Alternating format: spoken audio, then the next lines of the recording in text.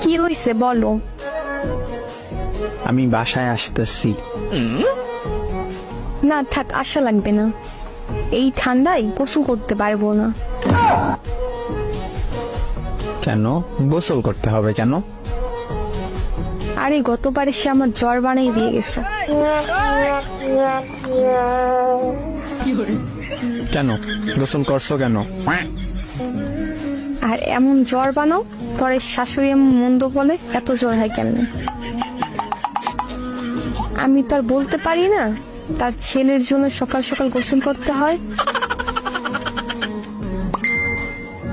আরে আমি সেইটা বলি নাই, মানে এই জন্য আসবো না।